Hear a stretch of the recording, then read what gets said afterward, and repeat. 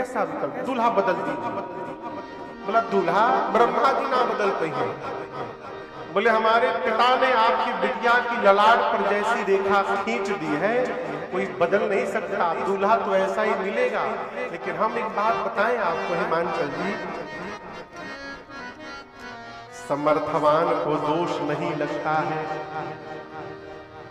समर्थ कहूं नहीं दोष।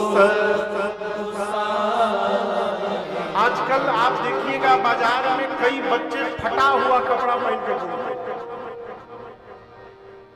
एक तो पैंट हम ऐसा देखे, पैंट ऐसा लगा मानो कुकुर नोचा हो, सही बता रहे हैं, चारों तरफ से फटा। हमसे कोई कह रहा था महाराज जो जितना फटा रहता है उतना महंगा मिलता है। बड़ा आदमी फटा कपड़ा भी पहन लेना फैशन में चला जाता है, गरीब आदमी फटा पहन ले तो समाज कहता है देखो दरिद्र है, इसके पास ठीक से कपड़ा भी नहीं है। समर्थवान को दोष नहीं लगता, समर्थ कहूं नहीं दोष। चार उदाहरण दिया नारद जी ने। कहा विष्णु भगवान को देख लीजिए कहां सोते हैं, विष्णु जी भगवान कहां सोते हैं, शेष सैया पर, सांप के ऊपर सोते हैं। सांप यदि स्पर्श कर जाए तो शुद्धि करानी पड़ेगी, लेकिन वो समर्थवान है, दोष नहीं लगता। अग्नि में जो कुछ भी डाल दीजिए अग्नि पवित्र नहीं होती, दोष नहीं लगता। गंगा में पवित्र कुछ भी बही जाए गंगा पवित्र नहीं होती, दोष नहीं लगता। अग्नि में सूर्य की किरणें किसी पर भी पड़ जाए सूर्य पर दोष नहीं लगता। क्यों? ये चारों समर्थवान है। हिमांचल जी बोले ये तो चारों समर्थवान है, इन चारों से मेरे बेटी के पति का क्या लेना देना। बोले महाराज ये चारों समर्थवान है, जो चारों को अपने भीतर धारण करके बैठा है वो महासमर्थवान है। हृदय में भगवान श्री हरि है, सिर पर गंगा है, एक नेत्र सूर्य है, एक अग्नि है। ये चारों इनके भीतर विद्यमान है शंकर जी के भीतर। वर तो संसार में अनेक है महाराज, लेकिन आपकी बिटिया के लिए शंकर जी को छोड़कर दूसरा कोई नहीं है। अपनी बेटी से कहिए जाकर तपस्या करे। पार्वती मैया ने कठोर तपस्या किया है, आशीर्वाद मिला है। इधर भगवान शंकर को वैराग्य आ गया, कैलाश से निकले। एक दिन राम जी ने दर्शन देकर कहा बाबा मैं चाहता हूं आप जाकर पार्वती जी से विवाह करें। शंकर जी ने कहा प्रभु आप जो कह रहे उचित नहीं है, लेकिन आपकी आज्ञा है, इसलिए उचित अनुचित का मैं विचार नहीं करूंगा। आज्ञा सिर पर नाथ। शंकर जी ने सप्तऋषियों को भेज करके अब पार्वती जी की निष्ठा का पता लगाया। और जैसे मुनियों ने मां पार्वती की निष्ठा को आकर बताया शंकर भगवान को, बाबा इतने प्रसन्न हुए फिर समाधि में चले गए।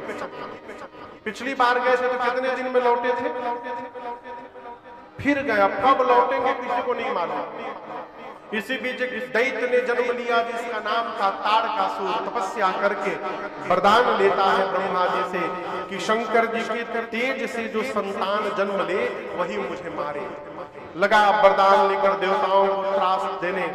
इंद्र पहुंचे ब्रह्मा जी के पास, बोले ये मरेगा कैसे। ब्रह्मा जी बोले ऐसा ऐसा वरदान लिया है, कन्या तैयार है विवाह के लिए, आप लोग दूल्हे को केवल तैयार करिए। इंद्र बोले कि तारकासुर का बाद में मारी, जो उनको समाधि से बाहर जगाने जाएगा वो पहले मार डालेगा। ब्रह्मा जी बोले आप लोग ना जाइए, कामदेव को भेजिए। कामदेव पूरे प्रभाव का विस्तार करके कैलाश गए, लेकिन आप दर्शन करिए कामदेव का शंकर जी पर कोई प्रभाव नहीं पड़ा। अंत में कामदेव एक वृक्ष के ऊपर छिप करके और बाबा के हृदय में बाण उतार दिया, धनुष परख कर बाण चला दिया। जैसे बाण लगा भगवान शंकर को बाबा का नेत्र खुल गया। लगे देखने किसने मारा, तब तक सौरव पल्लव मदन बिलोका भयव को कम त्रैलोका। जैसे कामदेव पर दृष्टि गई, क्रोध के कारण शंकर भगवान का तीसरा नेत्र खुल गया। तापसी मती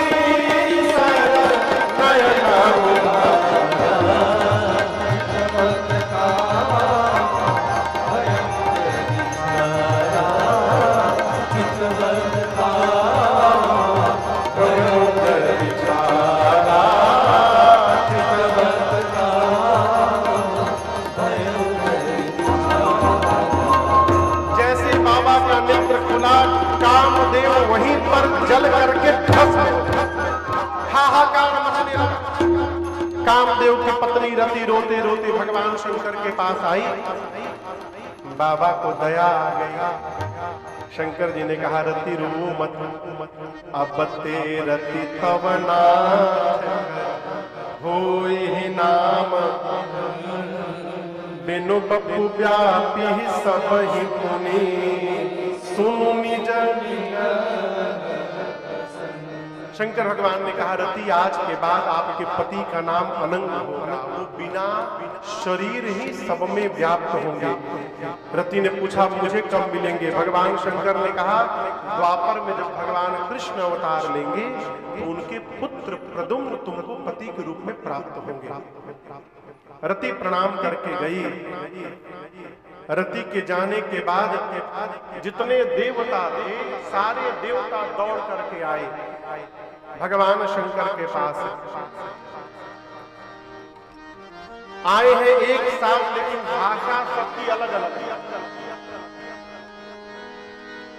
एक देवता बोलने कहा, बोलिए शंकर भगवान की।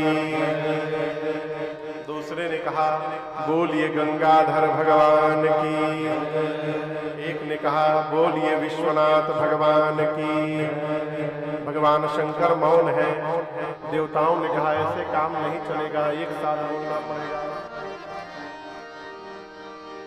क्या बोले देवताओं ने? शंकर तेरी जटा,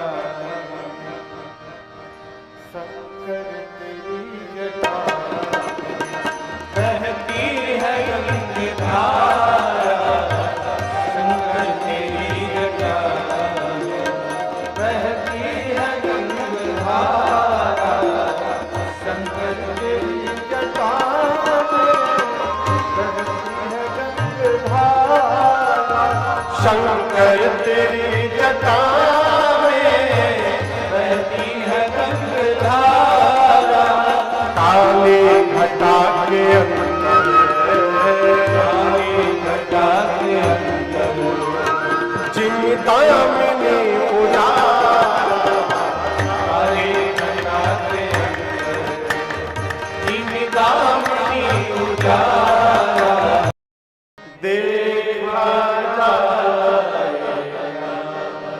गण बोले, प्रभु 2 ही घंटे बाद आपको दूल्हा बन के चलना है। एक भी देवता आपको सजाने के लिए आ जाए यहाँ पर, एक भी देवता।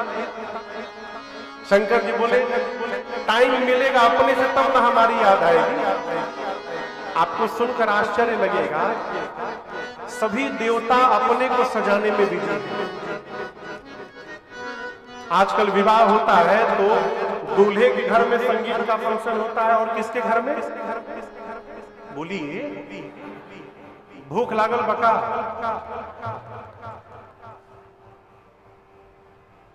अभी हम लोग कहाँ कथा गा रहे थे कि बीच कथा में सब एकदम पीना होना शुरू कर दिए।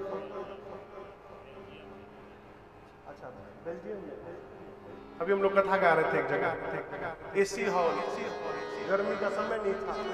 कथा बाँचे हम, प्यास लगे श्रोता को।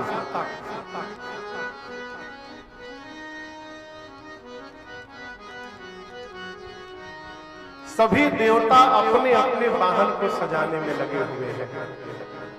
आप बताओ, संगीत का कार्यक्रम दूल्हे के घर में होता और दुल्हन के घर में।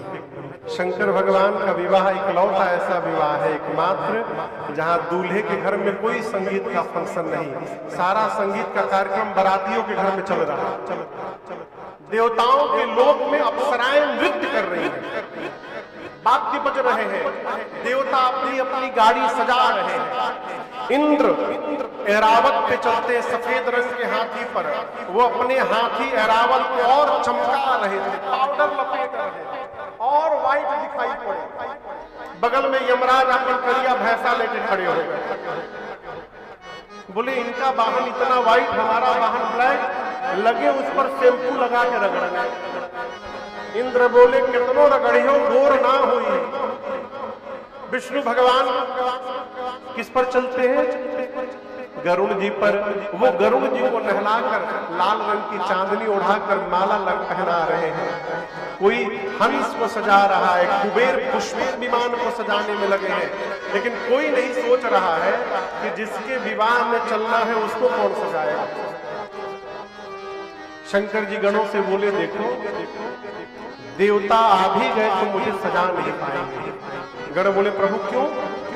शंकर जी बोले मेरा श्रृंगार वही कर सकता है जो मेरा मन समझता है, और शंकर के मन को उनके गणों को छोड़कर दूसरा कौन समझता है। इसलिए आप लोग जितना सुंदर सजाएंगे हमको कोई नहीं सजा सकता। विनोद जी मान लीजिए आप शंकर जी के गण होते, मानने में क्या लागत है, मान लीजिए, और आपको शंकर जी बोल देते भगवान शिव की चलिए विनोद जी आप हमको सजाइए, तो ये सुनकर आप प्रसन्न होते कि उदास? बोल रहे प्रसन्न हो जाते, लेकिन आपको सुनकर आश्चर्य होगा शंकर जी के गण उदास हो गए। काहे उदास हो गए? जो कभी जीवन में अपना मेकअप नहीं किए थे, वो पहली बार ही टेंडर में दूल्हे का टेंडर मिल गया उनको। जैसे बाबा रहते हैं वैसे बाबा के गण रहते हैं, तो उनको पता ही नहीं श्रृंगार कैसे करना है। बाबा एक शिला पर बैठ गए, वहां तो कैलाश में हो रहा है, हम और आप कुर्सी पार के इस मैदान में भिलाई में श्रृंगार करेंगे। अरे श्रृंगार हो खता हो, श्रृंगार हो खता, शिव दुल्हा सरकार के श्रृंगार हो खता, शिव दुल्हा सरकार के श्रृंगार हो खता।